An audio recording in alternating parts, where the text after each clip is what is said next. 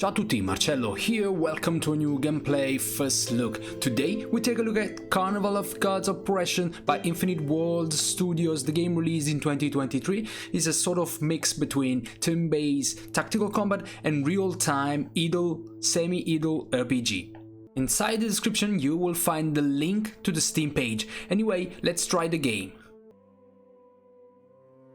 World set up. Afterworld, Atlantide, Nightmare, Deadlands. We can decide the world sites, and here we got some information about the difficulty level.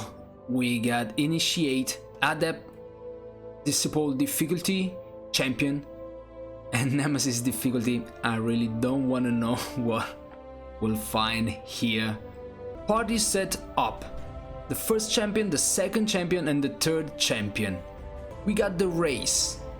Darkling, Draconians, Ethereals, Ascend, Solan.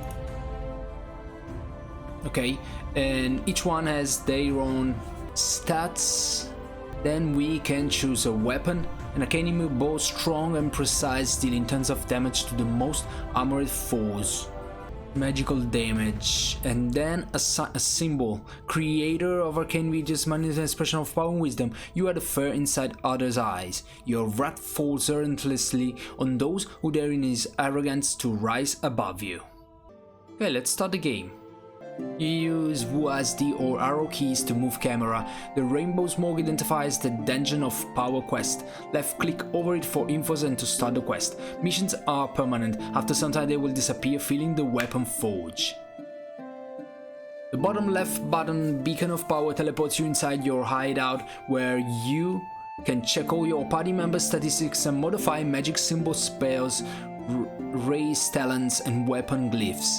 On the right there's a Tyrant panel. Sometimes you will cast a rage spells to empower its disciples. Mana stones. On the top right, a party infographic. Click on the image. Let's see them together. Beacon of Power. Here we got party informations. Barrel Turvoil, Gila Nagad, Torque.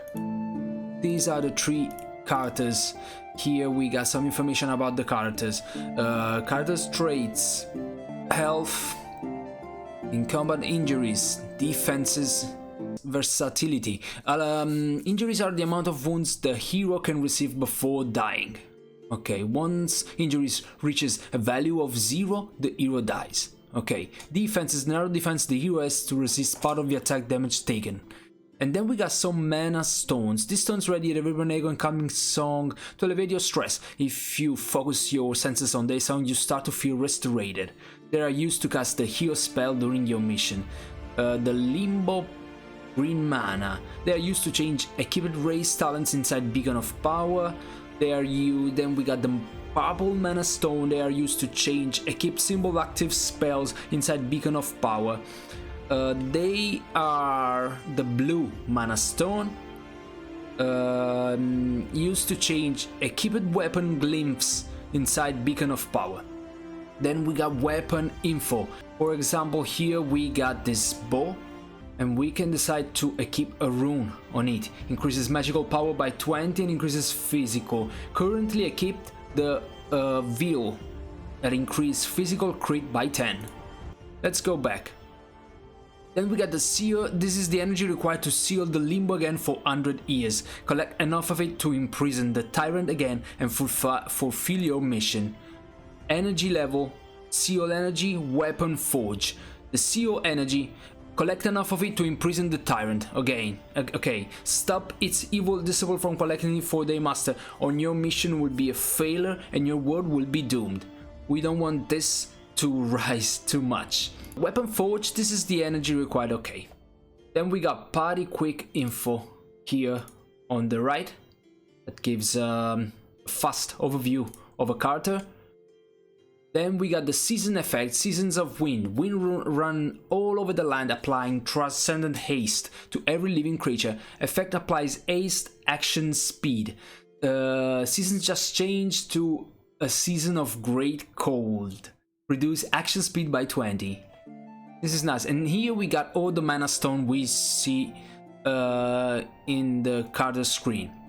Okay, let's try to fight someone. This is the portal open to the beacon of power, wonderful shrine. Here you can manipulate the power. Let's try one of this. Dungeons of power. Sanctuary is active. Explore the dungeon and find the pinion of power. Stop them and cleanse the pinion of power to collect CO energy. Dungeon info. Enemy amount 27. Room amount 1. The amount of dungeon floor is just 1. Rewards. This is the amount of arcane energy which will fill the arcane pool if you stop the harvesting, okay? Experience reward. This is the amount of energy converted into weapon forge if you fail. Okay, let's travel there. Okay, this is the combat and exploration phase. During the planning phase, you can give them combat order and target enemies. During combat, click the start combat button on top of the screen to start a new turn. We can move around. Just a scenario element. We got the party tab here.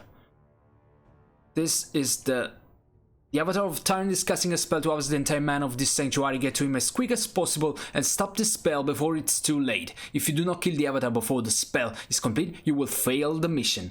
If one or more of your heroes are dead, the spell brings them back to life, but with just 35 health. Active effect, rage spell. Aggro is a spell effect. This will increase their physical armor and cataclysm. Currently there are no active effects. This is the planning phase. Offensive stats. Okay, this is how the combat works. You will engage the enemy and then automatically start the planning phase. Here you can decide for each champion what will be the objective. The enemy to attack. After decided this, as I'm doing right now, we can start the combat, and for the action phase you will assist at what happened on the battlefield. What you can do beside this, you can heal your party members consuming red mana stone. You can decide the combat stance here.